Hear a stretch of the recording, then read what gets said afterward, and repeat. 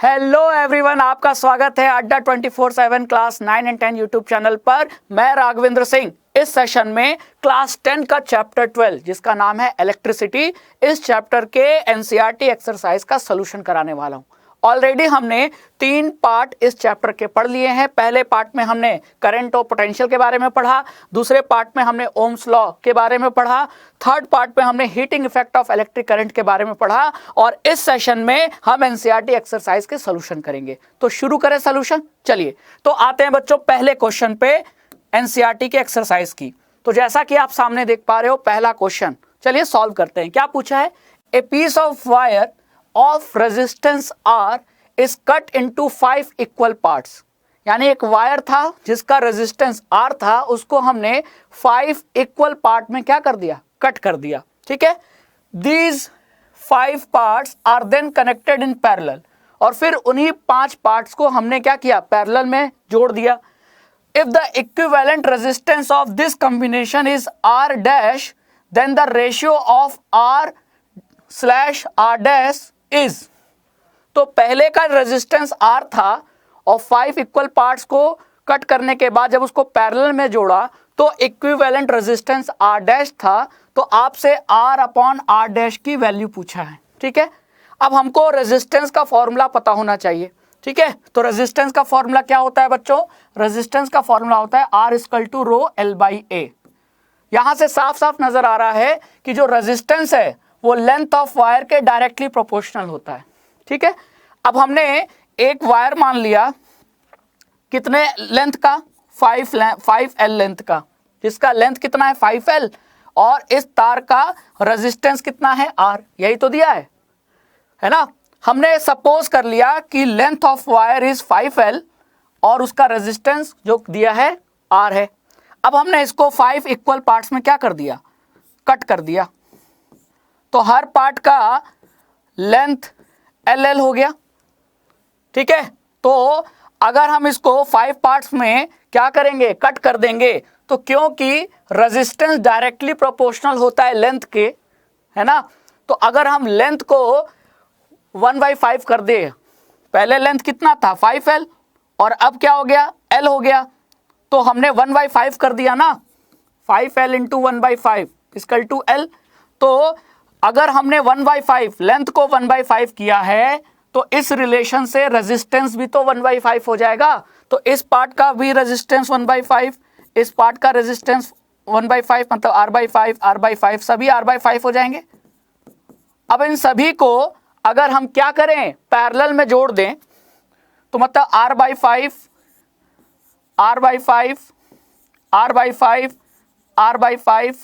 R/5 तो फिर equivalent resistance कितना होगा?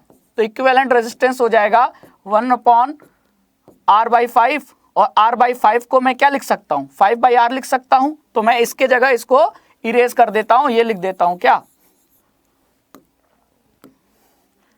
5/R plus 5/R plus 5/R plus 5/R plus 5/R। 1 2 3 4 5।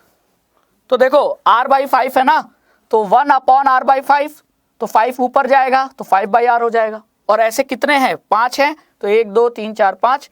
तो ये कितना आ जाएगा? 5 इंटू 5/R, और ये आ जाएगा कितना? 25/R।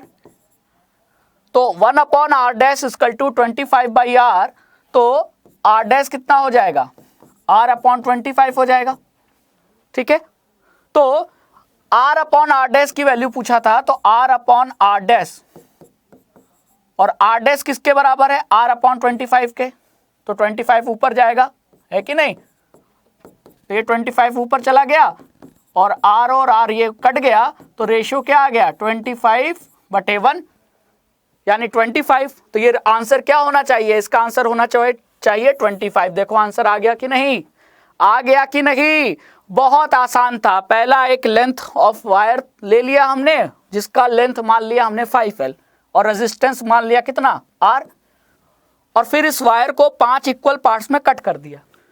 तो क्योंकि रेजिस्टेंस लेंथ के डायरेक्टली प्रोपोर्शनल होता है, तो अगर लेंथ को हमने 1/5 किया, अगर 5 इक्वल पार्ट में कट कर रहे हैं, इसका मतलब लेंथ को 1/5 कर दे रहे हैं, तो रेजिस्टेंस भी 1/5 हो जाएगा ना। तो पहले R था तो अब R/5, और ऐसे कितने पार्ट्स, 5 पार्ट्स, और फिर उनको पैरेलल में जोड़ेंगे तो पैरेलल में जोड़ने पर ये फॉर्मूला आएगा। तो जो R' आएगा वो यहाँ से आएगा R/25, और जब R/R' करोगे जो पूछा है तो आंसर आ जाएगा 25:1। तो ये रहा हमारा D इज द आंसर। समझ में आया, क्लियर है? तो कुल मिला के आपका ये कंसेप्ट इस्तेमाल हो रहा है। ठीक है, आगे चला जाए क्वेश्चन नंबर 2 पे। चलो, क्वेश्चन नंबर 2 क्या पूछा है? Which of the following term does not represent electrical power in A circuit. किसी सर्किट में करंट के फ्लो होने से कितना पावर जनरेट हो रहा है, इसका फॉर्मूला क्या होता है? इसका फॉर्मूला होता है P = VI। ठीक है, अब इनमें से कौन सा पावर का फॉर्मूला नहीं है? तो पहले ये देख लेते हैं, P = VI होता है, तो ये तो होता है, ये तो रिप्रेजेंट करता है पावर का फॉर्मूला। ठीक है, तो ये आंसर नहीं हो सकता, क्योंकि क्या लिखा है? डज नॉट रिप्रेजेंट, तो ये तो रिप्रेजेंट कर रहा है। ठीक है, अब मैं I की जगह ओम्स लॉ के अनुसार, ओम्स लॉ क्या कहता है? V = IR, तो I की जगह V/R लिख सकता हूं, तो I की जगह V/R लिख दिया, तो ये हो गया V²/R। मतलब ये भी फॉर्मूला हो सकता है, V² भी फॉर्मूला हो सकता है पावर का। ठीक है, और एक और, अगर मैं V के जगह IR लिख दूं, तो V के जगह मैं अगर IR लिख दूं, IR, और फिर I पहले से था तो ये I का क्या हो गया? स्क्वायर, तो ये हो गया I²R। मतलब ये भी सही है, तो ये भी सही है, ये भी सही है, ये भी सही है, लेकिन IR² ये कभी नहीं हो सकता। तो कौन सा पावर का फॉर्मूला रिप्रेजेंट नहीं कर रहा है? आंसर है B। क्या है? B है आंसर। ठीक है, IR²। आंसर क्या होगा इस क्वेश्चन का? इस क्वेश्चन का आंसर होगा B, क्योंकि IR² ये पावर का फॉर्मूला नहीं बन सकता। I²R हो सकता है, पावर बराबर VI फॉर्मूला लिख सकते हैं, V²/R लिख सकते हैं, IR² गलत है। ठीक है, आपके सामने मैंने देखो सॉल्व करके बताया। P = VI लिख सकते हैं, P = V²/R लिख सकते हैं, और P = I²R लिख सकते हैं, लेकिन IR² नहीं लिख सकते। ठीक है, क्लियर हो गया? चलो, तो आगे चलते हैं। क्वेश्चन नंबर 2 तो वैसे सिंपल था, फॉर्मूले पे बेस्ड था, बस आपको ओम्स लॉ से सब्स्टिट्यूट करके नए नए फॉर्मूले बनाना था। ठीक है, चलो क्वेश्चन नंबर 3 पे आते हैं। आंसर है B। ठीक है, चलो क्वेश्चन नंबर 3 क्या पूछा है? An electric bulb is rated 220 volt and 100 what. मतलब अगर हम इसको 220 वोल्ट का पोटेंशियल देंगे तो इसकी पावर, इलेक्ट्रिक बल्ब की पावर कितनी है? 100 वाट मिलेगी। When it is operated on 110 volt, तब इसकी पावर कंज्यूम कितना होगा? तो बच्चों ये देखो पहले कि हम वोल्टेज बदल रहे हैं। ठीक है, तो अगर हम वोल्टेज बदल रहे हैं तो बल्ब में जो रेजिस्टेंस होगा वो नहीं बदलेगा कभी। देखो V = IR होता है ना,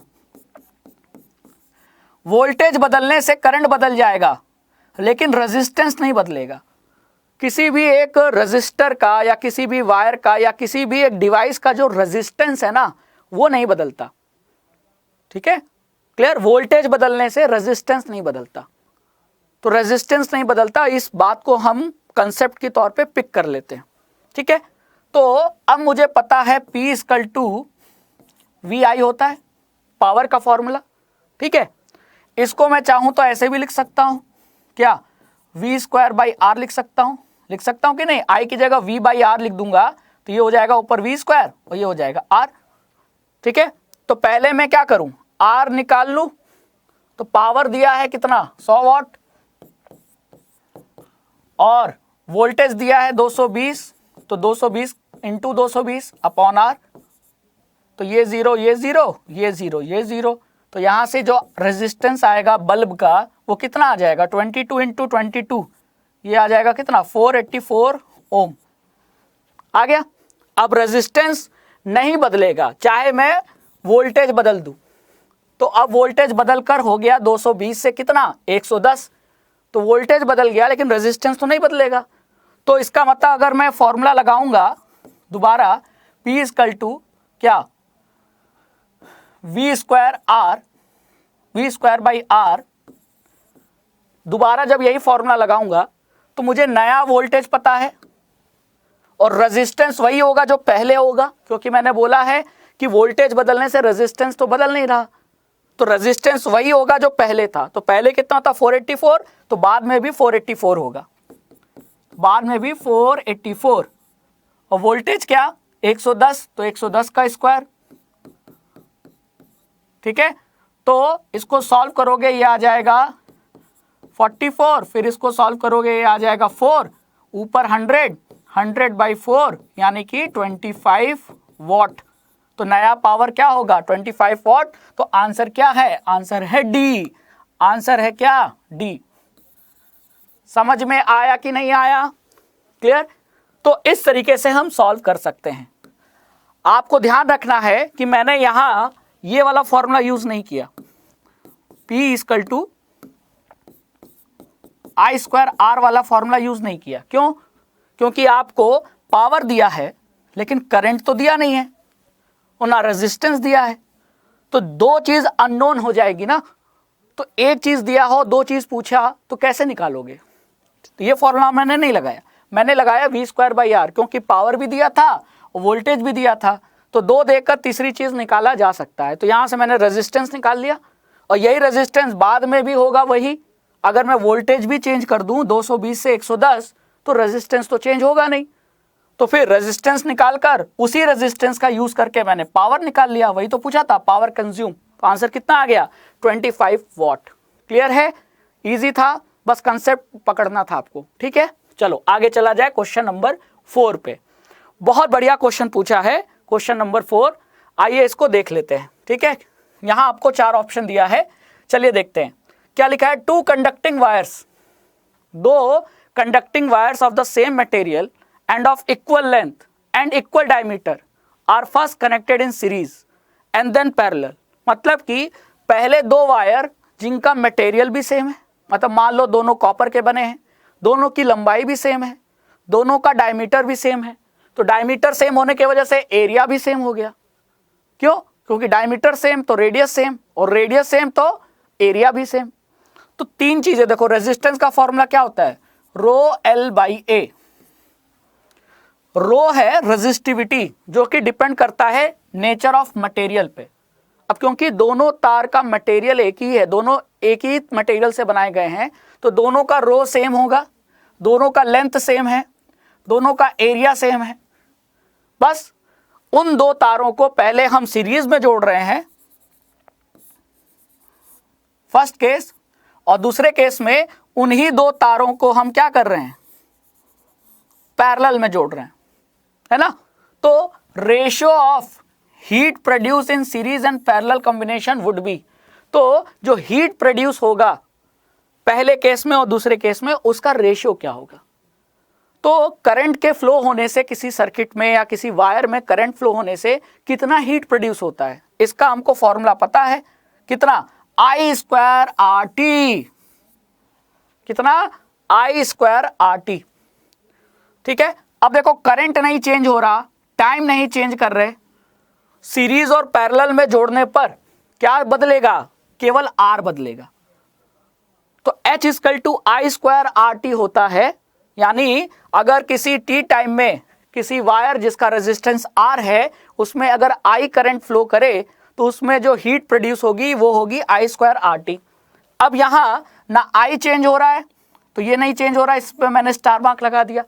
टाइम ही नहीं चेंज हो रहा, चेंज क्या हो रहा है रेजिस्टेंस, क्योंकि एक बार हमने तार को सीरीज में जोड़ा है ना, और एक बार हमने पैरेलल में जोड़ा है। तो सीरीज और पैरेलल में कनेक्ट करने से रेजिस्टेंस बदलेगा, तो रेजिस्टेंस के बदलने से क्या बदलेगा, हीट बदलेगा। तो हमको केवल रेजिस्टेंस का रेशियो अगर निकाल ले तो वही रेशियो हीट का होगा ना। तो अगर हम सीरीज में मान लेते हैं, तो मान लेते हैं दोनों तार का रेजिस्टेंस कितना था आर आर। दोनों तार का रेजिस्टेंस बराबर क्यों माना, क्योंकि दोनों का लेंथ सेम, दोनों का एरिया सेम, दोनों का रेजिस्टिविटी सेम, क्योंकि दोनों एक ही मटेरियल से बने हैं। तो अगर तीनों पैरामीटर सेम है तो दोनों तार का रेजिस्टेंस भी तो सेम होगा। तो पहले केस में दोनों तार का रेजिस्टेंस आर आर तो इसका इक्विवेलेंट कितना आ गया 2R। 2R का सीरीज में, ठीक है। और जब पैरेलल में जोड़ा हमने तो इसका इक्विवेलेंट कितना आ गया, R और R का इक्विवेलेंट R/2, ठीक है। अब मुझे क्या निकालना है, ratio of heat produce in series and parallel. तो मान लेते हैं सीरीज में जो हीट प्रोड्यूस हुआ वो HS और पैरेलल में जो हीट प्रोड्यूस हुआ वो HP। तो heat produce in series HS, heat produce in parallel HP। और ये किसके इक्विवेलेंट होगा, ये रेशियो किसके इक्विवेलेंट होगा, तो ये रेशियो होगा रेजिस्टेंस के रेशियो के इक्विवेलेंट। तो रेजिस्टेंस का रेशियो R सीरीज में जो है इस फ्रैक्शन में R पैरेलल होगा कि नहीं होगा। तो अगर हम रेजिस्टेंस का रेशियो निकाल ले तो हीट का रेशियो आ जाएगा। अब रेजिस्टेंस का रेशियो निकालो तो सीरीज में कितना है 2R और पैरेलल में कितना R/2। R/2, अब ये 2 ऊपर जाएगा तो कितना हो जाएगा 4, R/R कैंसिल हो जाएगा तो ये रेशियो आ जाएगा कितना 4:1। तो आंसर क्या होगा, आंसर होगा डी 4:1, ठीक है। यहां सॉल्व करके दिखाया है और यहां पूरे तरीके से समझाया कि हीट का जो रेशियो है उसको निकालने के लिए आप अगर रेजिस्टेंस का रेशियो ले लो तो आंसर आ जाएगा, क्योंकि बाकी दो फैक्टर कांस्टेंट है। I² करंट कांस्टेंट माना हमने, T कांस्टेंट है, तो हीट केवल किस पे डिपेंड करेगा, रेजिस्टेंस पे। तो हीट का रेशियो निकालने के लिए रेजिस्टेंस का रेशियो निकाल लिया। तो हमने पहले दोनों तार को जब सीरीज में जोड़ा और दोनों तार का लेंथ, एरिया, रेजिस्टिविटी सेम है। रेजिस्टिविटी कैसे पता चला सेम है, क्योंकि दोनों तार सेम मटेरियल के बने हैं, तो दोनों का रो यानी रेजिस्टिविटी सेम होगा। तो जब सब कुछ सेम है तो दोनों तार का रेजिस्टेंस भी क्या है, सेम, R और R। और उसी R को सीरीज में जोड़ा तो इक्विवेलेंट रेजिस्टेंस कितना हो गया 2R।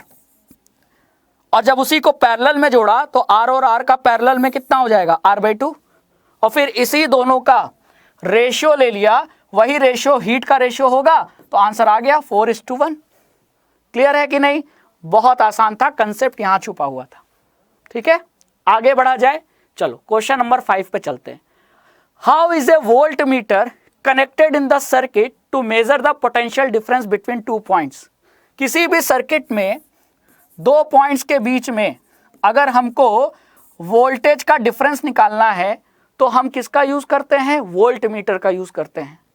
और हमको ये पता होना चाहिए कि पोटेंशियल कब सेम होता है, सीरीज में कि पैरेलल में। पैरेलल में सेम होता है, सीरीज में करंट सेम होता है। अगर मैं कई तार सीरीज में जोड़ दूं,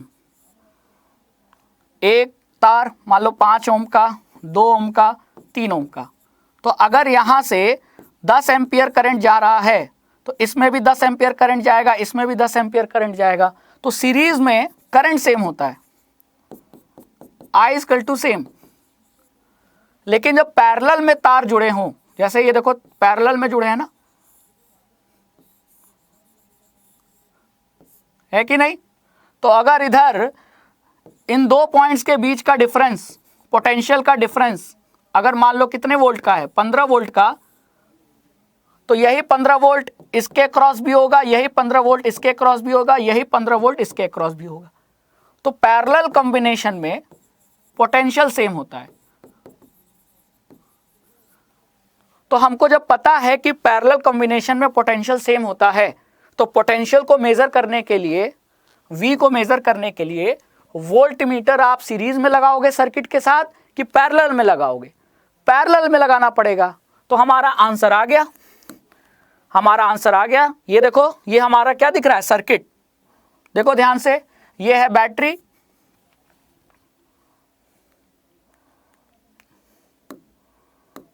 देखो ध्यान से देखो, ये हमारी क्या battery, positive terminal, negative terminal, और इस बैटरी से हमने जोड़ दिया एक बल्ब, है ना। अब हमको ये पता करना था कि इसके क्रॉस 2 पॉइंट्स के बीच में कितना पोटेंशियल है। तो पोटेंशियल सेम होता है पैरेलल में। तो अगर हम इसके पैरेलल, बल्ब के पैरेलल एक वोल्ट मीटर जोड़ दें तो ये वोल्ट मीटर ये बता देगा कि इन 2 पॉइंट्स के बीच में कितना पोटेंशियल का डिफरेंस है, 12 वोल्ट, 10 वोल्ट, 5 वोल्ट। तो इसीलिए याद रखना, वोल्ट मीटर को हमेशा सर्किट के साथ पैरेलल में जोड़ते हैं, ऐड करते हैं, और वो वोल्टमीटर हमको पोटेंशियल डिफरेंस बता देता है किसी भी दो पॉइंट्स के बीच में। क्लियर, समझ में आ गया? तो ये रहा आंसर कि voltmeter is connected in parallel with an electric circuit to measure voltage, या कह लो वोल्टेज कह लो या पोटेंशियल डिफरेंस कह लो, बात एक ही है। तो वोल्टमीटर हमेशा पैरेलल में जोड़ा जाता है। क्यों? क्योंकि पैरेलल में जोड़ने पर पोटेंशियल डिफरेंस हमेशा सेम होता है। ठीक है, अब मान लो मुझे इन दो पॉइंट्स के बीच में पोटेंशियल डिफरेंस निकालना है, तो मैं वोल्टमीटर का यूज करूंगा। अब वोल्टमीटर मैं कैसे जोड़ूंगा? मैं ऐसे जोड़ दूंगा वोल्टमीटर इसके पैरेलल। जहां भी दो पॉइंट्स के बीच में मुझे पोटेंशियल डिफरेंस निकालना है उसके पैरेलल में वोल्टेज जोड़ दूंगा, क्योंकि पैरेलल में जितना पोटेंशियल का डिफरेंस यहां होगा उतना ही यहां होगा। तो आपको वोल्टमीटर बता देगा कितना पोटेंशियल डिफरेंस है ना? ठीक है, क्वेश्चन नंबर 5 भी सॉल्व कर लिया हमने। आगे चलते नेक्स्ट क्वेश्चन पे। Question number 6, a copper wire has diameter 0.5 millimeter and resistivity यानी कि रो ऑफ 1.6 इंटू 10 की power -8 ohm meter. What will be the length of this wire to make its resistance 10 ohm. एक question, और उसी में फिर अगला क्वेश्चन ये है कि how much does the resistance change if the diameter is double. अगर डायमीटर वायर का डबल कर दें तो रेजिस्टेंस चेंज होकर क्या हो जाएगा? ठीक है, तो पहला पार्ट जो है वो पूछा है, उसको सॉल्व करते हैं। What will be length of this wire. तो पहले रेजिस्टेंस का फॉर्मूला बताओ। रेजिस्टेंस का फॉर्मूला क्या होता है? R equal to rho L/A। तो आपको रो दिया है, रेजिस्टिविटी ही तो रो होता है, वो दिया हुआ है। लेंथ पूछा है, रेजिस्टेंस दिया हुआ है कितना? रेजिस्टेंस दिया हुआ है 10 ओम। ठीक है, तो रेजिस्टेंस दिया है, रो दिया है, एरिया दिया है। कैसे पता एरिया दिया है? अरे जब डायमीटर दे दिया तो डायमीटर से रेडियस, और रेडियस से फिर πr² कर देंगे तो एरिया आ जाएगा, है ना? तो एरिया दिया है, हमको क्या निकालना है? लेंथ। ठीक है, तो सबसे पहले हम एरिया निकालते हैं। तो जाहिर सी बात है कि अगर एरिया ध्यान देखोगे तो एरिया हमको निकालना है, तो एरिया क्या होता है? πr²। तो r निकालने के लिए अब हमको r दिया नहीं है, डायमीटर दिया है, तो r होता है क्या? Diameter by 2। तो अगर डायमीटर हम रखें यहाँ कितना है? 0.5/2 मिलीमीटर, तो ये हो जाएगा 0.25 मिलीमीटर। लेकिन मिलीमीटर है, निकालना किस में होगा? मीटर में। तो 1 मीटर में 1000 मिलीमीटर होते हैं। ठीक है, क्योंकि 1 मीटर में 100 सेंटीमीटर और 1 सेंटीमीटर में 10 मिलीमीटर, तो 1 मीटर में 1000 मिलीमीटर। तो अगर इसको मैं मीटर में चेंज करूं तो ये कितना हो जाएगा? 0.25 इंटू 10 की पावर -3 मीटर। और अगर मैं डेसिमल इधर ले जाऊं तो ये हो जाएगा 2.5 इंटू 10 की पावर -4 मीटर। तो मिलीमीटर को चेंज करना पड़ेगा मीटर में, नहीं चेंज करोगे तो गलत हो जाएगा। ठीक है, अब मेरे पास r आ गया,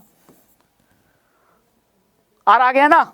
अब मैं πr² निकाल दूं, 3.14। पाई की वैल्यू कितनी होती है? 3.14 इंटू 2.5 इंटू 10 की पावर -4 का स्क्वायर, क्योंकि r² होता है। तो यहां से मेरा एरिया आ जाएगा।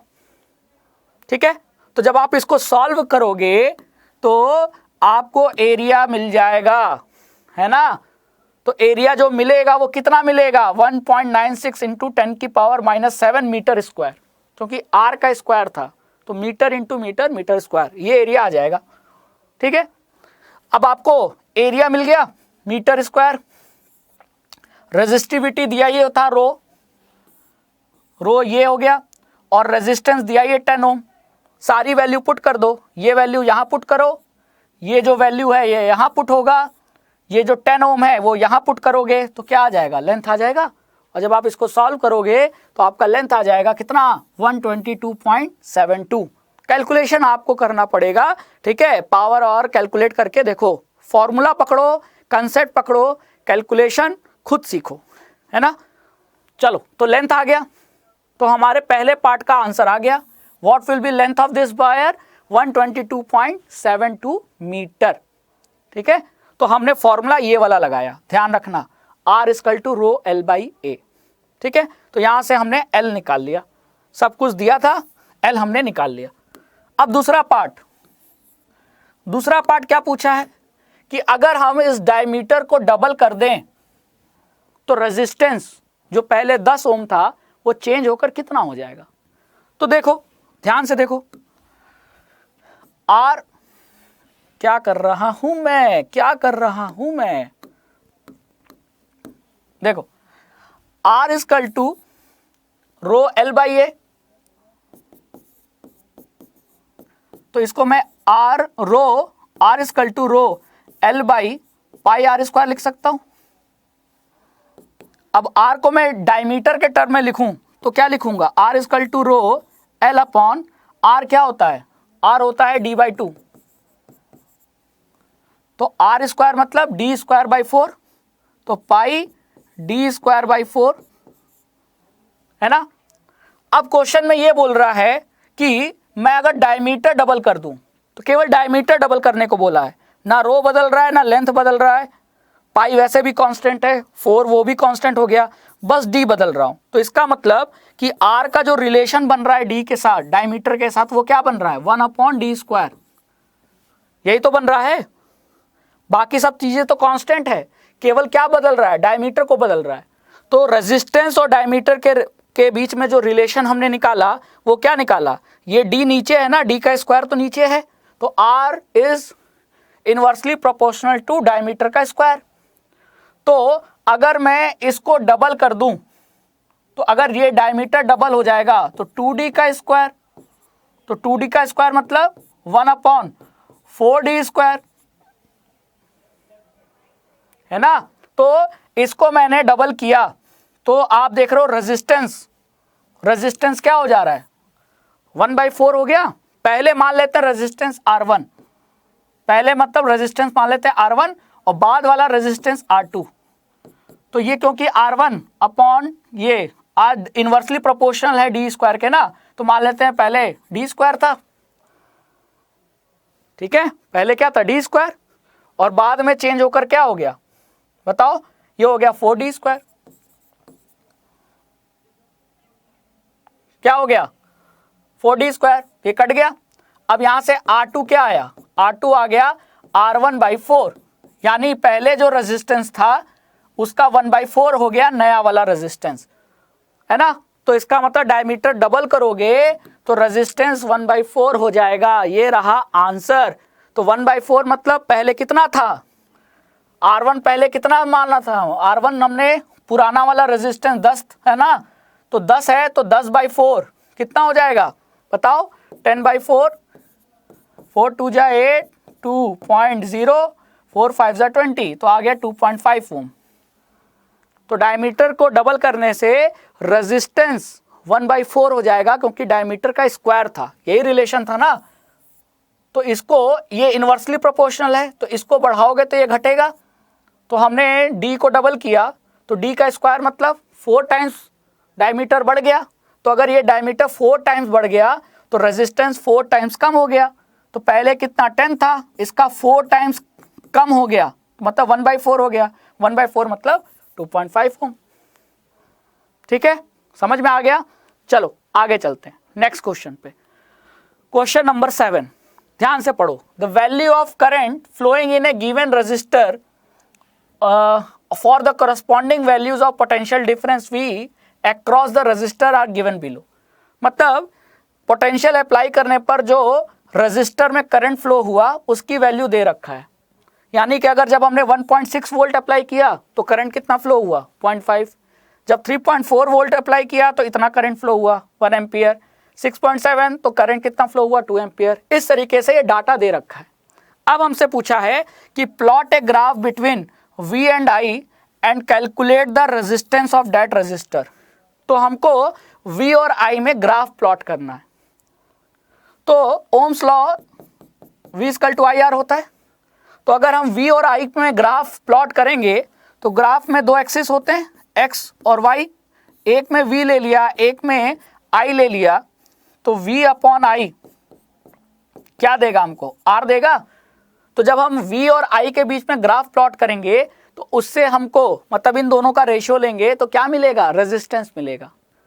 ठीक है, तो हमने एक ग्राफ प्लॉट किया, ये देखो इस ग्राफ में हमने क्या किया, हमने वोल्टेज ले लिया इधर, कहाँ, ये ले लिया y एक्सिस पे वोल्टेज और x एक्सिस पे ले लिया हमने करंट। ठीक है, और ये रहा ओरिजिन। तो y एक्सिस पे क्या है वोल्टेज, I एक्सिस पे, x एक्सिस पे क्या है, करंट है, I है। तो V और I का ग्राफ हो गया। अब प्लॉट करो, V अगर 1.6 है तो 1.6, तो करंट कितना 0.5।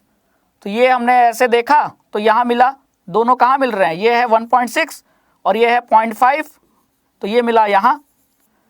फिर दूसरा डाटा देखा, वोल्टेज कितना 3.4 और करंट कितना 1 एम्पियर। तो करंट देखो ये 1 एम्पियर है और वोल्टेज 3.4, तो यहाँ ये 2 ये 4, तो बीच में आएगा 3 और 3 के थोड़ा सा ऊपर होगा 3.4, तो ये देखो ये 3.4 और करंट 1 एम्पियर, तो यहाँ मिला। इसी तरह हम देख देख कर ये डॉट लगाते गए। हमने एक बार वो पोटेंशियल की वैल्यू देखा, एक बार करंट की वैल्यू देखा और दोनों जहां मिल रहे हैं वहां इस तरीके से डॉट लगाते गए।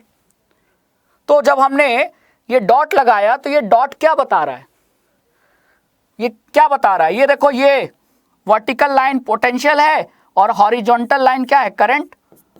तो अगर V और I तो इसका tan थीटा लोगे, यानी जब इसका रेशियो लोगे तो tan थीटा क्या देगा, रेजिस्टेंस की वैल्यू देगा।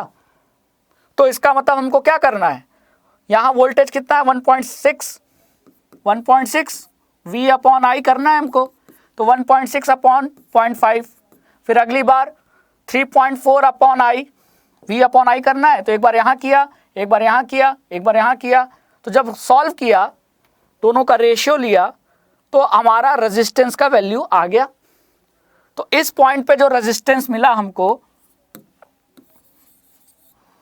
1.6 अपॉन 0.5, अपॉन क्यों किया, समझ में आया ना। V अपॉन I करेंगे तभी तो R मिलेगा। तो V ऐसे है परपेंडिकुलर, I ऐसे है हॉरिजॉन्टल, तो V I, तो V अपॉन I, तो बार बार करेंगे तो ये मिल गया हमको रेजिस्टेंस की अलग अलग वैल्यू। अलग अलग पोटेंशियल और करंट के लिए रेजिस्टेंस की अलग अलग वैल्यू। ठीक है, मतलब हम चेक कर रहे थे और चेक कर रहे थे, तो कभी इस डाटा से हमको रेजिस्टेंस इतना मिला, इस डाटा से हमको रेजिस्टेंस इतना मिला। तो अब रेजिस्टेंस सही कौन सा मानेंगे, एक ही, किसी वायर का रेजिस्टेंस तो क्या होगा, एक ही होगा। अब ये थोड़ा बहुत अंतर आ रहा है तो हम इसका एवरेज ले लेंगे, है ना। जब हम कभी एक्सपेरिमेंट करते हैं तो एक्सपेरिमेंट का रिजल्ट 100% एक्यूरेट तो नहीं आता। तो एक्यूरेसी मतलब अब अलग अलग डाटा आया 3.2, 3.4, 3.35, तो सही डाटा क्या मानेंगे, सही डाटा इसका जो एवरेज है वो सही डाटा है। तो जब हमने इसका एवरेज लिया, एवरेज कैसे लेंगे, इसको जोड़ देंगे और 5 से डिवाइड कर देंगे। तो जब हमने इसको रेजिस्टेंस की सारी वैल्यू को जोड़कर 5 से डिवाइड कर दिया तो हमारा जो आंसर आया वो आया 3.3 ओम। तो इसका मतलब हमारे पहले क्वेश्चन का आंसर आ गया क्या, calculate the resistance of that register. तो हमने कैसे कैलकुलेट किया, जो डाटा दिया था उससे R की वैल्यू निकाला, ठीक है, और सभी R की वैल्यू का फिर हमने एवरेज ले लिया और हमारा वैल्यू आ गया रेजिस्टेंस का 3.3 ओम। समझ में आया। एवरेज क्यों लिया, एवरेज इसीलिए लेते हैं जैसे कि आप अपना वेट नापने के लिए वेइंग मशीन पर खड़े हुए, तो कभी आ रहा है 80 किलोग्राम, कभी आ रहा है क्या 80 किलोग्राम, 80.1 मतलब 80 kg प्लस 100 ग्राम, तो थोड़ा बहुत अंतर आ रहा है। तो करेक्ट वेट क्या होगा, जो आपकी वैल्यू है उसका एवरेज। उसी तरह कभी रेजिस्टेंस 3.2, कभी रेजिस्टेंस 3.4, तो करेक्ट वैल्यू निकालने के लिए हमको इसका एवरेज लेना पड़ेगा। तो जोड़कर डिवाइडेड बाय 5 कर दिया, हमारा वैल्यू आ गया 3.3 ओम। क्लियर है, समझ में आया। चलो आगे चलते हैं नेक्स्ट क्वेश्चन पे। क्वेश्चन नंबर 8 क्या लिखा है, when a 12 volt battery is connected across a unknown resistor there is a current of 2.5 milli ampere in the circuit, find the value of the resistance of the resistor. तो ये question किस फॉर्मूले से solve होगा? Ohm's law से solve होगा। Ohm's law मतलब V = IR। अब I किस में होना चाहिए? एम्पियर में। दिया किस में है? मिली एम्पियर में। कन्वर्ट करना पड़ेगा, ठीक है। पोटेंशियल दे रखा है 12 वोल्ट, यहां से करंट मिल जाएगा तो हमारी R की वैल्यू आ जाएगी, R यानी रेजिस्टेंस। तो पहले हमको 2.5 मिली एम्पियर को कन्वर्ट करना पड़ेगा किसमें? एम्पियर में। तो मिली एम्पियर मतलब 10⁻³ ठीक है, मतलब 1 मिली एम्पियर में 10⁻³ एम्पियर होता है। तो इसको एम्पियर में चेंज करने के लिए 10⁻³ से मल्टीप्लाई कर देंगे तो ये एम्पियर में आ जाएगा। आ गया ना, ठीक है। ये आ गया क्या आपका करंट की वैल्यू। तो R निकालने के लिए V/I, V कितना है? 12 वोल्ट, I कितना है? 2.5 × 10⁻³ ठीक है। अब ये पावर ऊपर जाएगा तो 12/25 × 10⁻, ये -3 है, ऊपर जाएगा तो +3 हो जाएगा, ठीक है। अब इसको कैसे सॉल्व करें? तो 10⁻³ मतलब इसको मैं ऐसे भी लिख सकता हूं,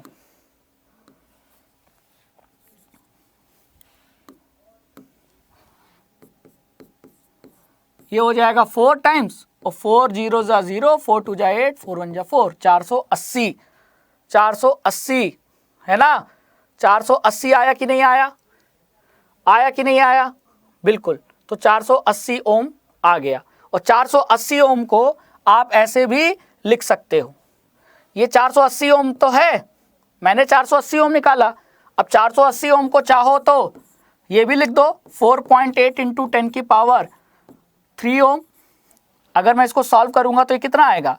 एक डेसिमल एक पावर से मल्टीप्लाई हो जाएगा तो ये हो जाएगा 48 × 10⁻²। 48 × 10⁻² मतलब ये हो जाएगा आपका 4800। एक मिनट,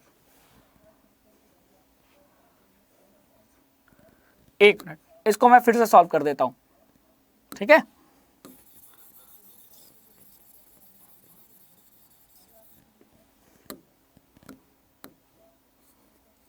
देखो करंट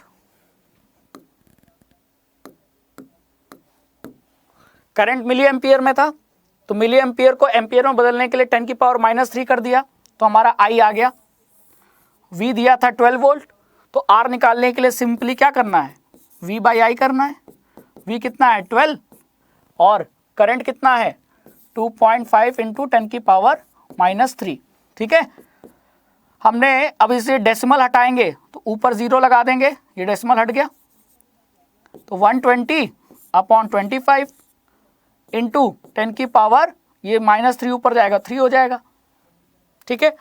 इसको मैं अगर लिखूं तो ये हो जाएगा, एक 0 इसमें जोड़ देता हूं तो ये हो जाएगा 1200 × ये बच जाएगा 100/25, 25 4 जा, और ये हो जाएगा 4 0 जा, 4 0 जा, 4 2 जा 8, 4 1 जा 4। हाँ, 480 नहीं होगा, 4800 होगा, ये भी 4800 आ रहा है, ठीक है। सॉल्व कर लिया। तो चाहे 4800 ओम बोलो, चाहे 4.8 × 10⁻³ ओम बोलो, बात एक ही है, क्योंकि अगर पावर हटाओगे तो जब मल्टीप्लाई करोगे तो यही वैल्यू आ जाएगी, ठीक है। कुल मिला के क्वेश्चन सिंपल था, बट ट्रिक याद रखना था। मतलब ट्रिक क्या, कंसेप्ट था कि मिली एम्पियर में नहीं, एम्पियर में रखोगे, ठीक है। क्लियर? सभी SI यूनिट में रखना जरूरी है। तो R की वैल्यू SI यूनिट में ओम होती है, V की SI यूनिट वोल्ट होती है, और करंट की होती है एम्पियर। यहाँ दिया था मिली एम्पियर, तो बदलना पड़ेगा, और जो नहीं बदलेगा उसका गलत हो जाएगा। तो हमने बदला तो हमारा आंसर सही है, ठीक है। चलो नेक्स्ट क्वेश्चन पे। Question number 9, a battery of 9 volt is connected in series with resistors of 0.2 ohm, 0.3 ohm, 0.4 ohm, 0.5 and 12 ohm respectively. तो एक बैटरी को, जो कि 9 वोल्ट की बैटरी है, उसको हमने ये रेजिस्टर्स के साथ सीरीज में जोड़ दिया। तो how much current would flow through the 12 ohm resistor. तो 12 ओम रेजिस्टर से कितना करंट फ्लो होगा। अब देखो, इसको डायग्राम में बदल देते हैं। तो एक बैटरी है, बैटरी का सिंबल ये, उसको हमने किससे जोड़ा? रेजिस्टर से। एक रेजिस्टर कितने ओम का है? 0.2 ओम का। दूसरा 0.3 ओम का। तीसरा 0.4 ओम का। चौथा 0.5 ओम का। और पांचवा 12 ओम का। तो पूछा है कि 12 ओम के रजिस्टर में कितना करंट फ्लो होगा। तो करंट किधर से किधर जाता है? पॉजिटिव से नेगेटिव। तो ये करंट ऐसे आएगा। अब देखो सभी सीरीज में है, तो सीरीज में जितना करंट इसमें फ्लो करेगा उतना ही इसमें करंट फ्लो करेगा, उतना ही इसमें, उतना ही इसमें, उतना ही इसमें, है कि नहीं? तो सीरीज में तो करंट क्या होता है? सेम होता है, आई सेम होता है। और ये सभी रजिस्टर सीरीज में जुड़े हुए हैं। तो मैं पहले क्या करता हूं? मैं पहले इक्विवेलेंट रेजिस्टेंस निकाल लेता हूं। तो आर इक्विवेलेंट क्या होगा? सीरीज में सिंपली जोड़ देते हैं। तो जोड़ो 12 प्लस 0.5 प्लस 0.4 प्लस 0.3 प्लस 0.2। ठीक है, समझ में आया? तो 5 4 9, 9 3 12, 12 2 14। तो 14 यानी कि 0.14 है ना, 1.54 1.4। ठीक है, 0.5 0.4 0.3 0.2। तो ये कितना आ जाएगा? ये आ जाएगा आपका 14, यहाँ डेसिमल लग जाएगा। तो ये हो जाएगा 12.1.4, 12 प्लस 1.4, तो ये आ जाएगा कितना? 13.4। तो इक्विवेलेंट ओम कितना आ गया? रेजिस्टेंस 13.4 ओम। अब आपको क्या पूछा था? करंट। तो करंट का वैल्यू V/R। तो V कितना है? 9 वोल्ट। और इक्विवेलेंट रेजिस्टेंस कितना है? 13.4।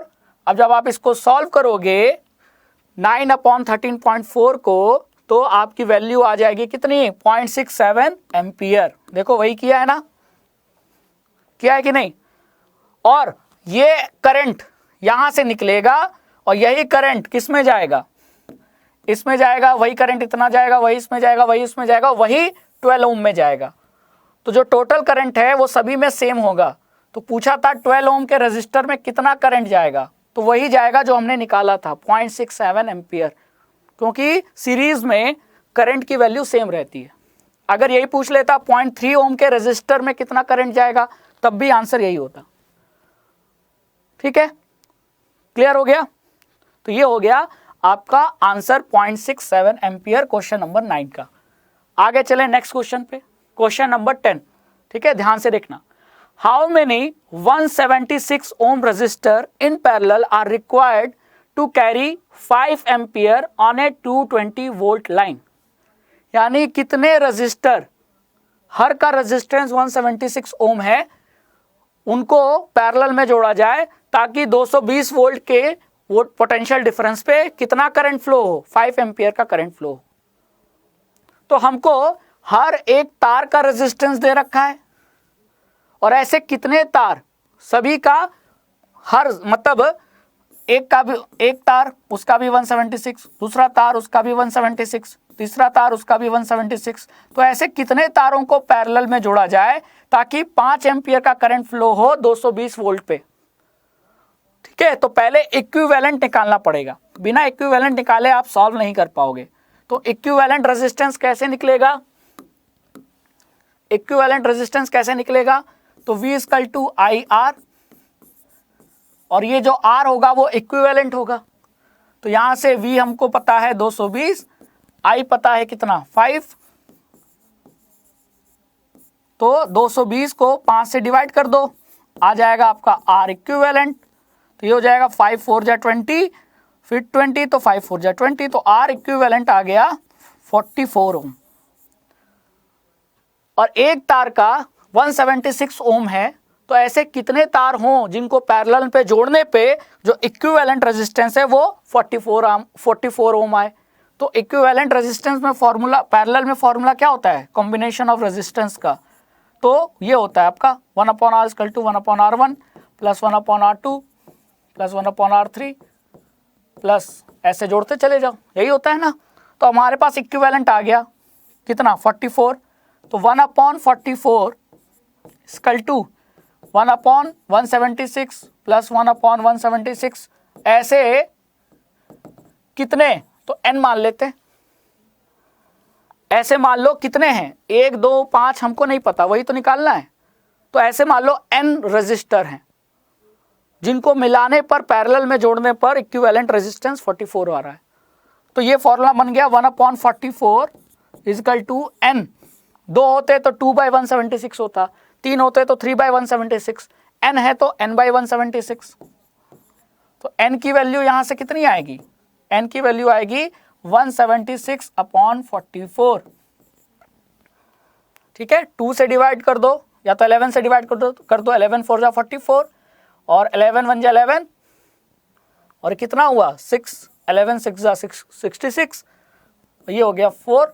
यानी कि कितने n की वैल्यू आ गई 4। मतलब मुझे 4 ऐसे रजिस्टर चाहिए जिनका रेजिस्टेंस 176 ओम हो और उन 4 रजिस्टर्स को जब मैं पैरेलल में जोड़ूंगा तो इक्विवेलेंट आ जाएगा कितना 44 और तब 220 वोल्ट पर 5 एम्पियर का करंट फ्लो होगा। तो n की वैल्यू आ गई 4। कितनी आ गई 4, है कि नहीं? क्लियर हो गया?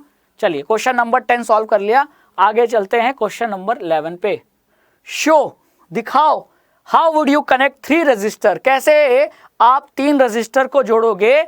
ईच ऑफ रेजिस्टेंस 6 ओम, मतलब सभी हर एक का रेजिस्टेंस 6 ओम है और ऐसे कितने 3 तार हैं और उन तारों को जोड़कर आपको क्या करना है 9 ओम रेजिस्टेंस लाना है और दूसरा क्वेश्चन 4 ओम लाना है।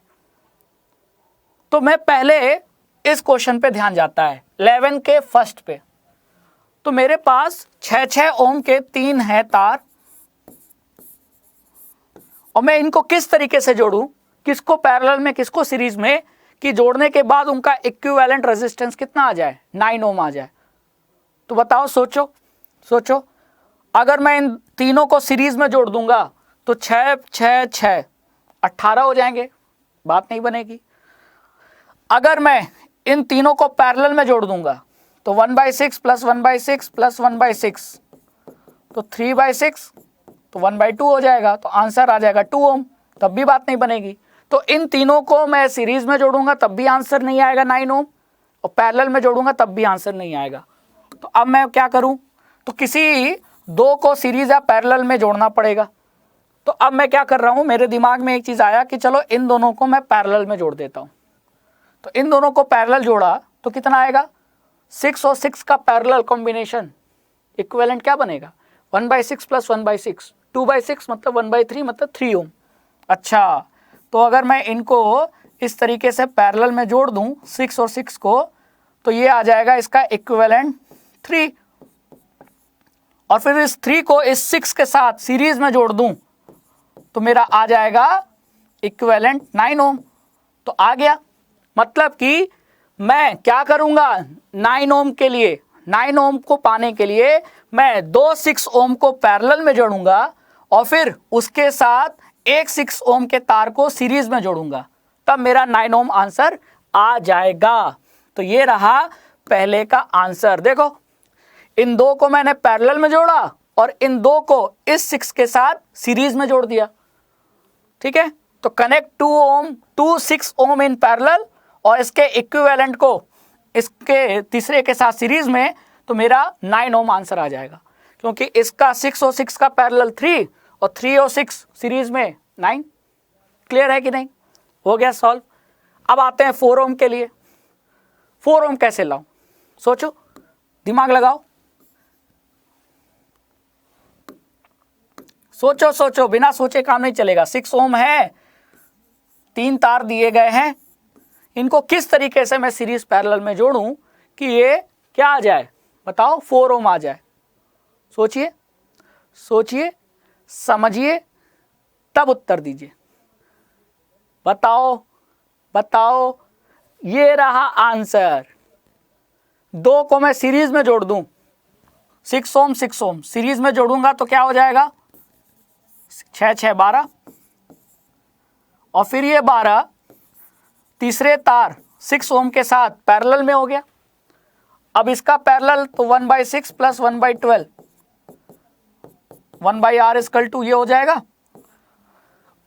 ठीक है, तो ये एलसीएम ले लेंगे 12, तो 6 2 जा 12 1 जा, तो ये हो जाएगा 3/4 12 3/12 मतलब 1/4, तो 1/r इक्वल टू 1/4, तो r इक्वल टू 4। आगे आंसर। तो दूसरे क्वेश्चन का 11th के सेकंड पार्ट का आंसर ये है कि मैं 3 6 ओम के रेजिस्टर को मैं 2 को सीरीज में और उन 2 को तीसरे के साथ पैरेलल में जोड़ूंगा तो मेरा 4 ओम आ जाएगा।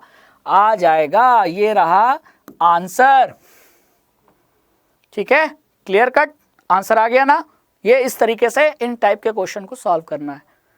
आपको हिट एंड ट्रायल लगाना पड़ेगा, सोचना पड़ेगा, सीरीज में जोड़ूं, पैरेलल में जोड़ूं, किस तरीके से जोड़ूं। क्लियर। चलो next question number 12।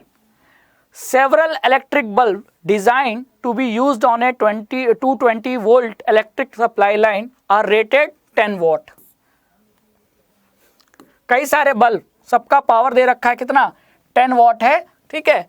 How many lamps can be connected in parallel with each other across the 2 wire of 220 volt line if the maximum allowable current is 5 ampere।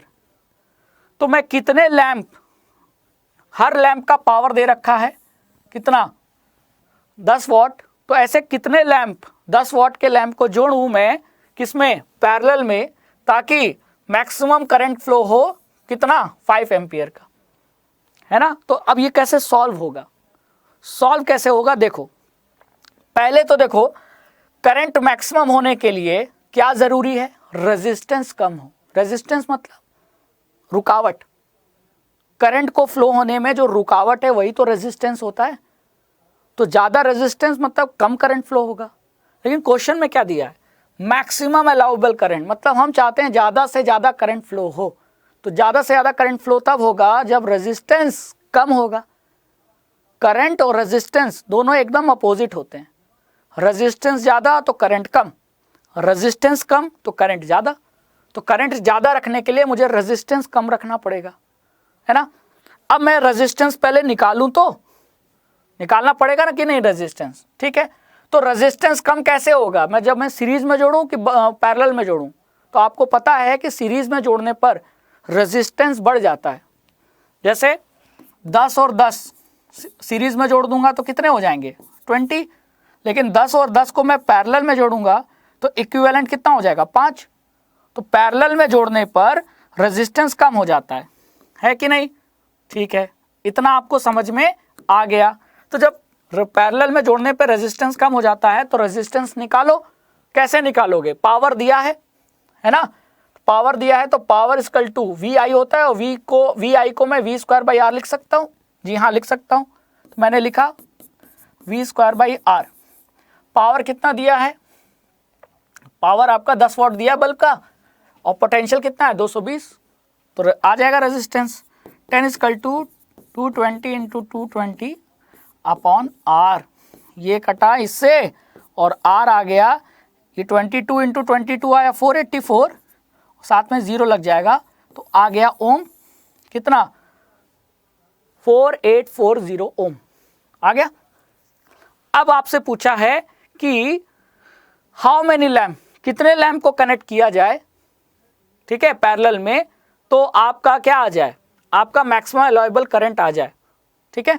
तो अब कितने लैम्प हमको जोड़ने हैं तो उसके लिए मुझे पहले रेजिस्टेंस इक्विवेलेंट निकालना पड़ेगा, है ना। चलिए, तो इक्विवेलेंट रेजिस्टेंस कैसे निकाला मैंने, ये क्या निकला है अभी, ये एक लैंप का, एक जो लैंप है कह लो या बल्ब कह लो, एक बल्ब का रेजिस्टेंस है, और ये हमारा इक्विवेलेंट रेजिस्टेंस निकला। कैसे निकला, इक्विवेलेंट मतलब जब सभी बल्ब पैरेलल में जुड़े होंगे, सभी बल्बों को जब मैंने पैरेलल में जोड़ा तो कितना करंट फ्लो हुआ, 5 एम्पियर। वोल्टेज कितना अप्लाई हुआ था, 220। तो V/I किया हमने तो R निकलेगा, तो R कितना आया, 44 ओम। तो ये कौन सा R है और ये कौन सा R है, ये इक्विवेलेंट है। सभी बल्ब को पैरेलल में जोड़ने पर जो इक्विवेलेंट रेजिस्टेंस आया, सभी बल्बों का मिला के जो रेजिस्टेंस आया वो 44 है। और एक बल्ब का रेजिस्टेंस कितना है वो हमने यहां से निकाल लिया, 4840। तो 4840 ओम के कितने बल्ब, यानी 4840 ओम के कितने बल्बों को मैं पैरेलल में लगाऊं तो आपका ये 44 ओम रेजिस्टेंस आ जाए। तो जाहिर सी बात है कि मैंने बोला था कि मैक्सिमम करंट पाने के लिए रेजिस्टेंस को कम रखना पड़ेगा। तो रेजिस्टेंस को कम करने के लिए हमें पैरेलल में जोड़ना पड़ेगा। तो हमने क्या किया, 4840 के बल्ब को, इतने ओम के बल्ब को हमने पैरेलल में जोड़ते चले गए। 1 2 3 ऐसे कितने बल्ब को जोड़ूं, 44 आ जाए। तो इसका मतलब इक्विवेलेंट दिया है और आपको 4840 के n बल्बों को पूछा है। तो यहां से कितना आ जाएगा, तो n की वैल्यू आ जाएगी 4840 अपान 44, ये आ जाएगा आपका 1, फिर ये आ जाएगा 1 0, तो आ जाएगा 110 बल्बों को, 110 बल्ब जिनका रेजिस्टेंस 4840 ओम है। कैसे पता चला, पावर दिया था, इनका पावर दिया था और वोल्टेज दिया था, तो एक बल्ब का रेजिस्टेंस आ गया। और ऐसे 110 बल्बों को अगर मैं पैरेलल में लगाऊंगा तो इक्विवेलेंट रेजिस्टेंस आ जाएगा 44। तो देखो पैरेलल में जोड़ने पर रेजिस्टेंस क्या हो गया, कम हो गया। और जब रेजिस्टेंस कम हो गया तो करंट मैक्सिमम आएगा 5 एम्पियर। आ गया हमारा आंसर। ठीक है, देखो 110 बल्ब है, ध्यान रखना इसी तरह के क्वेश्चन आपको घुमाते हैं। तो मैक्सिमम अलाउएबल करंट के लिए मुझे पैरेलल में जोड़ना पड़ेगा। अब ऐसे कितने बल्बों को पैरेलल में मैंने जोड़ा, यही पूछा था। तो पहले एक बल्ब का रेजिस्टेंस निकालो। तो एक बल्ब का रेजिस्टेंस निकालने के लिए मुझे एक बल्ब का पावर और उस बल्ब पे कितना वोल्टेज अप्लाई हुआ है वो पता था, तो हमने V²/R से R की वैल्यू निकाल ली। और सभी बल्ब लगाने के बाद पैरेलल में मुझे कितना करंट मिल रहा है, 5 एम्पियर, और वोल्टेज कितना है 220। तो इक्विवेलेंट रेजिस्टेंस आ गया 44। तो मैं कितने बल्बों को, 4840 ओम के कितने बल्बों को पैरेलल में जोड़ूं तो 44 ओम आ जाए, तो 110 बल्बों को। और जब मैं ऐसा करूंगा, पैरेलल में जोड़ूंगा, तो जो करंट है वो मैक्सिमम मिलेगा, क्योंकि हमने रेजिस्टेंस को पैरेलल में जोड़कर घटा दिया, मतलब कम कर दिया, तो करंट बढ़ जाएगा। तो मैक्सिमम करंट आपका आ जाएगा 5 एम्पियर। ठीक है, समझ में आया। चलो क्वेश्चन नंबर 12 हो गया। क्वेश्चन नंबर 13 पे चलते हैं। क्या लिखा है, a hot plate of an electric oven connected to a 220 volt line has two resistance coil A and B each of 24 ohm which may be used separately, अलग अलग, in series or in parallel. What are the current in 3 cases? Simple है कि जो hot plate है ना oven का, उसके 2 coil हैं, कॉइल A कॉइल B, और हर कॉइल का जो रेजिस्टेंस है वो 24 ओम है। तो अगर पहला केस दिया है कि अगर सेपरेटली यूज करें, मतलब या तो कॉइल A यूज करो या कॉइल B यूज करो, तो फिर करंट कितना होगा। अब दोनों को सीरीज में जोड़कर ऐड कर, सीरीज में यूज करो तो कितना करंट होगा, पैरेलल में यूज करो तो कितना करंट होगा। तो करंट निकालने के लिए मुझे V/R करना है। V तो पता है कितना, 220। अब पहले केस में लिखा है कि दोनों कॉइल को सेपरेटली यूज करो, यानी या तो A यूज करो या तो B। तो मैं चाहे A यूज करूं चाहे B यूज करूं, रेजिस्टेंस कितना है 24। तो पहले केस में मुझे रेजिस्टेंस की वैल्यू मिल गई 24 ओम, A का भी 24 है और B कॉइल का भी रेजिस्टेंस 24 ओम है। तो दोनों में से कोई एक यूज करूंगा तो रेजिस्टेंस सर्किट का कितना होगा 24। ये पहला केस हो गया। दूसरा केस, जब मैं दोनों कॉइल यूज करूंगा वो भी सीरीज में, तो 24 + 24, सीरीज में तो रेजिस्टेंस जुड़ जाता है ना, तो कितना हो जाएगा 220। वोल्टेज तो वही रहेगा लेकिन रेजिस्टेंस 24 + 24 यानी 48 हो जाएगा। और थर्ड, जब दोनों को पैरेलल में, दोनों कॉइल को मैं पैरेलल में यूज करूं तो 24 और 24 का पैरेलल कितना आएगा 12। तो यानी करंट हो जाएगा 220 अपॉन रेजिस्टेंस कितना 12। देखो सिंगल सेपरेटली यूज किया तो 220 अपॉन 24 है ना, देखो 220 अपॉन 24। और जब दोनों को पैरेलल यूज किया तो 220 अपॉन 48, और दोनों को पैरेलल यूज किया तो 24 और 24 का पैरेलल कितना आएगा 12 आएगा। तो 12 से डिवाइड कर दिया तो हमारा करंट आ गया तीनों में कितना, देखो सामने लिखा है आंसर। 9.6 एम्पियर, 4.5 एम्पियर, 4.58 और 18.33। ये तो सॉल्व कर लोगे। कंसेप्ट पकड़ना था कि वोल्टेज को रेजिस्टेंस से डिवाइड करना है, तो रेजिस्टेंस कितना रखें। तो अगर सेपरेटली यूज करोगे तो 24, सीरीज में यूज करोगे तो 24 + 24 48 हो जाएगा, और पैरेलल में यूज करोगे तो 12 हो जाएगा। 12, 24 और 24 का पैरेलल में 12 आ जाएगा। तो बस आ गया आंसर। ठीक है, चलो next question. Question number 14, compare the power used in the 2 ohm resistor in each of the following circuit। पहला, a 6 volt battery in series with 1 ohm and 2 ohm resistor, और दूसरा 4 वोल्ट की battery in parallel with 12 ohm and 2 ohm resistor। मुझे मतलब क्या करना है, power compare करना है। Power, compare the power used in 2 ohm resistor। तो ये यहां भी देखो, सीरीज में भी एक 2 ohm resistor है, एक मिनट,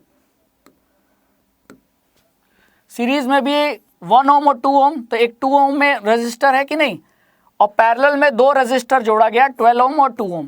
तो सीरीज में भी एक 2 ohm का रजिस्टर है और पैरेलल में भी एक 2 ohm का रजिस्टर है। तो दोनों में पावर कितना होगा अगर इतने वोल्ट की बैटरी लगाई गई, ये कंपेयर करना है। ठीक है, तो जब सीरीज में हम जोड़ते हैं, रजिस्टर को सीरीज में जोड़ते हैं, तो क्या सेम होता है, करंट की पोटेंशियल, सीरीज में करंट सेम होता है। तो करंट सेम होगा तो पोटेंशियल और करंट को जोड़ने वाला, पावर और करंट को जोड़ने वाला फॉर्मूला क्या है, I²R, है ना। तो अब हमको पावर कंपेयर करना है, तो I की वैल्यू हमको पता होनी चाहिए, है ना, I की वैल्यू पता होनी चाहिए। अब I की वैल्यू निकालना पड़ेगा पहले। तो I की वैल्यू निकालने के लिए पहले मुझे क्या चाहिए, पहले मुझे V/R।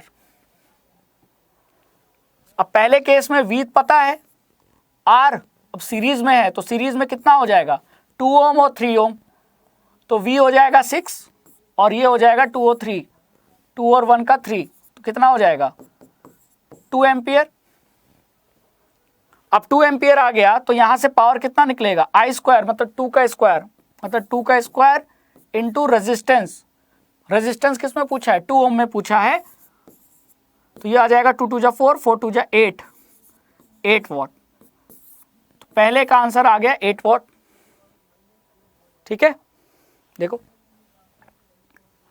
अब दूसरा, बैटरी को किसमें पैरेलल में जोड़ा गया है, किसके साथ, 12 ohm और 2 ohm के रेजिस्टर के साथ। तो अगर मैं सेकंड वाले केस में देखूं तो पोटेंशियल सेम होगा, 12 ohm पे भी पोटेंशियल सेम होगा, 12 वोल्ट पे भी पोटेंशियल सेम होगा। कितने का पोटेंशियल, 4 वोल्ट का। तो सेकंड के लिए मुझे करंट निकालने की जरूरत नहीं, क्योंकि सेकंड केस में जो रजिस्टर है उसको पैरेलल में जोड़ा गया है, तो पैरेलल में वोल्टेज सेम होता है।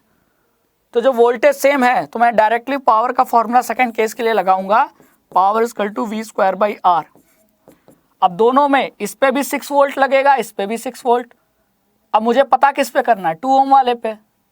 तो वोल्टेज का स्क्वायर मतलब 6 × 6, और रेजिस्टेंस कितना 2, तो ये हो जाएगा 2 × 3 = 6, 3 = 18, तो ये 18 वॉट आ गया।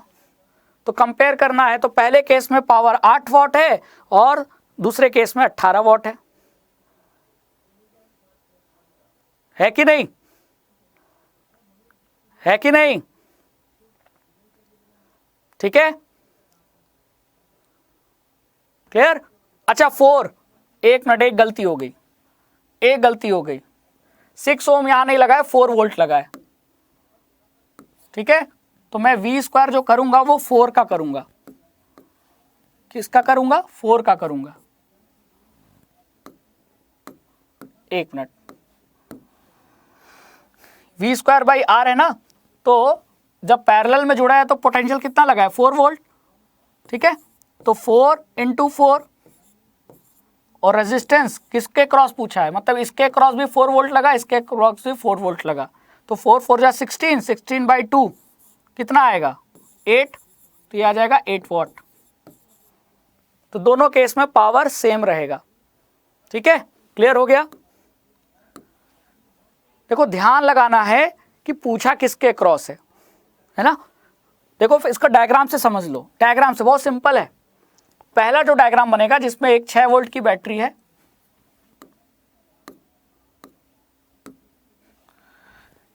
6 वोल्ट की बैटरी है, 6 वोल्ट की बैटरी, और इसको जोड़ दिया गया एक 1 ओम और एक 2 ओम के रजिस्टर से। तो ये पूछा है कि इसमें कितना पावर, 2 ओम में पूछा है ना, तो इसमें कितना पावर जनरेट होगा, पहला केस। और दूसरे केस में एक 4 वोल्ट की बैटरी है, इसको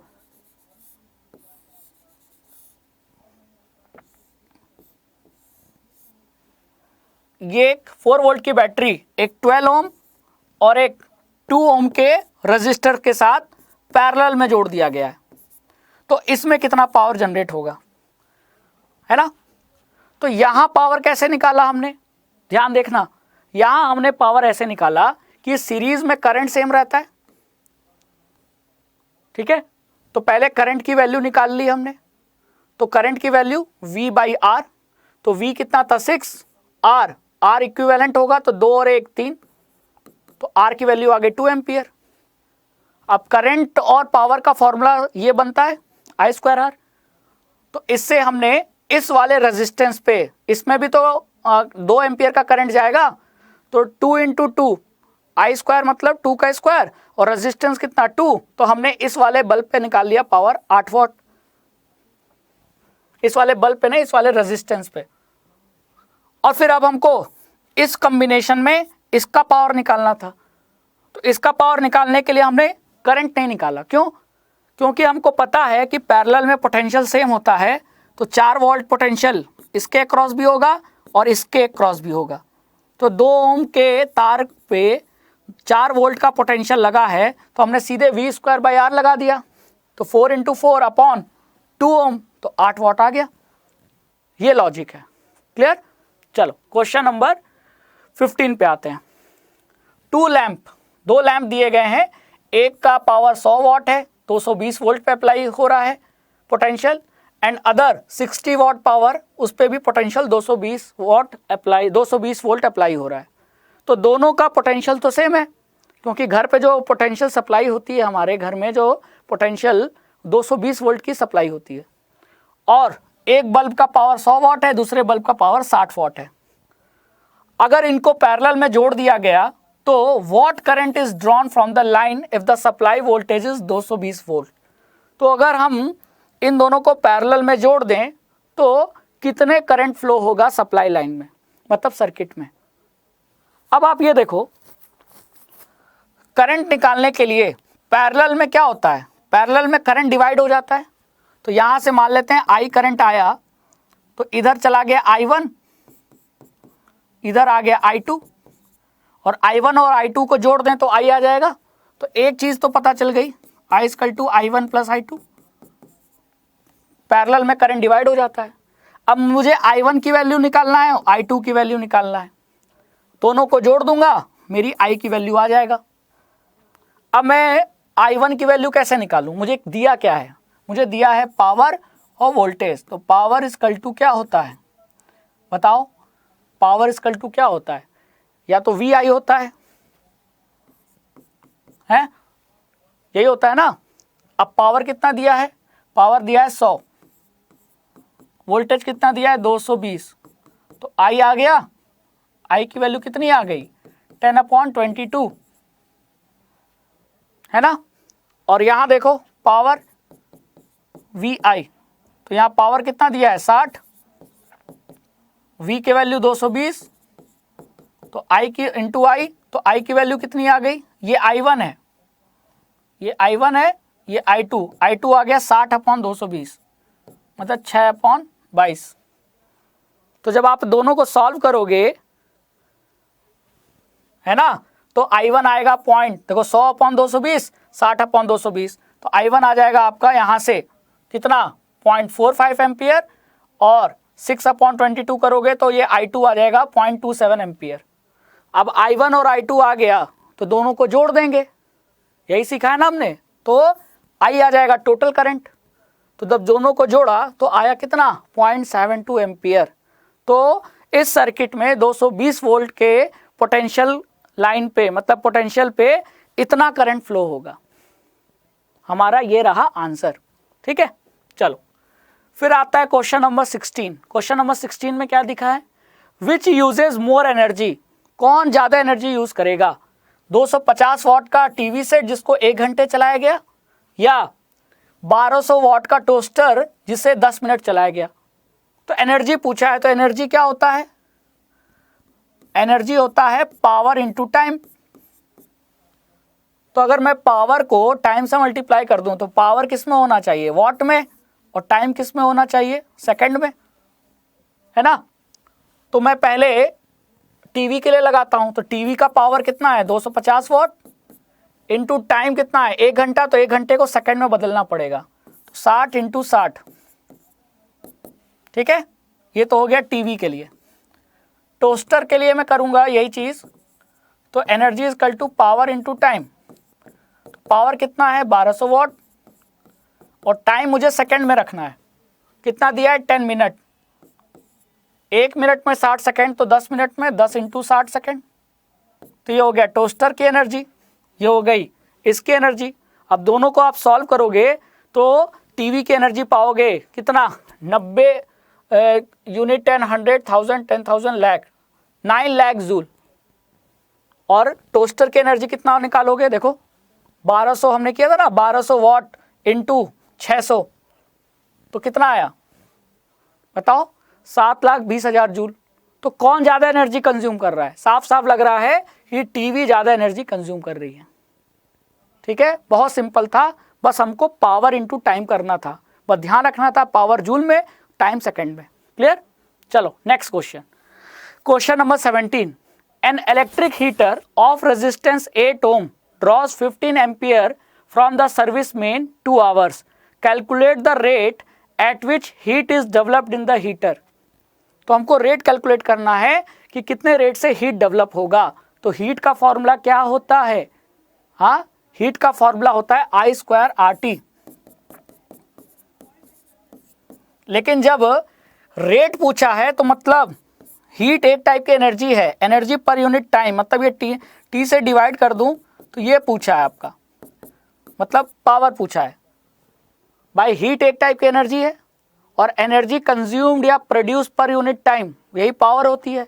तो हमसे हीट नहीं पूछा है, रेट एट विच हीट, मतलब एनर्जी पर यूनिट टाइम पूछा है, और energy per unit time power होता है, तो उसका फॉर्मूला क्या होगा, I² R होगा। तो हमने I² R निकाला, I² I कितना है करंट 15 एम्पियर, तो 15 का स्क्वायर इंटू R कितना है 8 ओम, तो ये आ गया हमारा 1800 वॉट। ठीक है, तो ये रहा हमारा क्वेश्चन नंबर 17 का आंसर। ध्यान देना था, हमको ये फॉर्मूला नहीं लगाना था, I² RT नहीं करना है। ये तब पूछ आएगा जब ये पूछा जाता कितनी हीट डेवलप हुई, लेकिन आपसे रेट एट विच हीट पूछा है, मतलब हीट प्रोड्यूस होने की रेट पूछा है, और हीट एक टाइप की एनर्जी है, तो एनर्जी प्रोड्यूस होने की रेट मतलब पावर पूछा है, तो आप फिर ये फॉर्मूला लगाओगे। ठीक है, समझ में आया। चलो क्वेश्चन नंबर 17 भी सॉल्व हो गया।